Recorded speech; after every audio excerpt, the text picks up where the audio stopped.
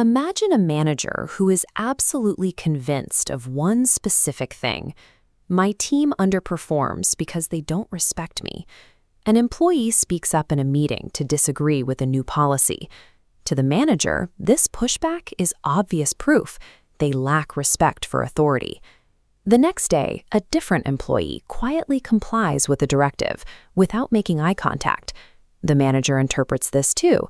The employee is only following orders out of fear. They don't actually respect leadership. Two completely opposite behaviors have just occurred, and yet the manager used both of them to confirm the exact same conclusion. There is no action an employee could possibly take that the manager wouldn't filter through this lens.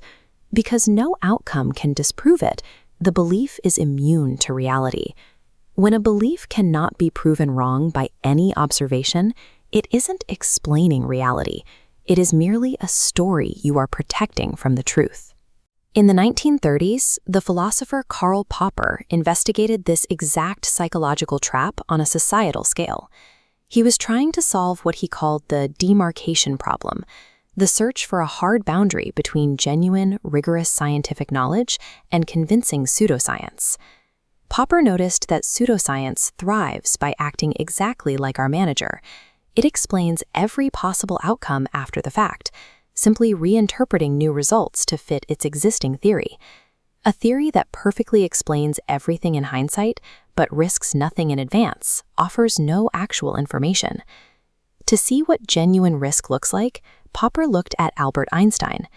In 1919, the astronomer Arthur Eddington launched a daring expedition to observe a solar eclipse, designed specifically to test Einstein's new theory of general relativity.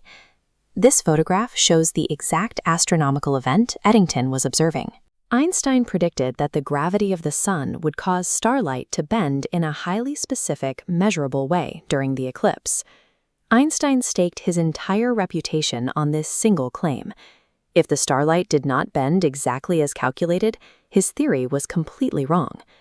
Genuine scientific power relies on clearly specifying the exact conditions under which you would be proven wrong. This is the falsifiability criterion. Genuine knowledge must specify in advance what observation would prove it false. The reactive thinker simply absorbs the data and changes the boundaries of their argument to accommodate it. A belief that is impossible to disprove provides no genuine understanding. It is useless for interpreting reality. This philosophical boundary has immediate consequences for your own life, particularly during your 20s. This is the decade you form core beliefs about your personal capabilities, the motives of people around you, and how the world actually works. If those assumptions are unfalsifiable, they will calcify over the next 2 decades. By 40, you will mistake 20 years of confirmation bias for actual evidence. So test it. Take one confident belief you hold right now and write down the specific observation that would prove it false. If you cannot name a failure condition for a belief, you must demote it from a fact to an unproven assumption. There is one major limitation to applying this rule. Personal values, deep commitments, and love are not empirical claims. Demanding scientific falsifiability from them misapplies a tool built for factual claims to questions of the heart.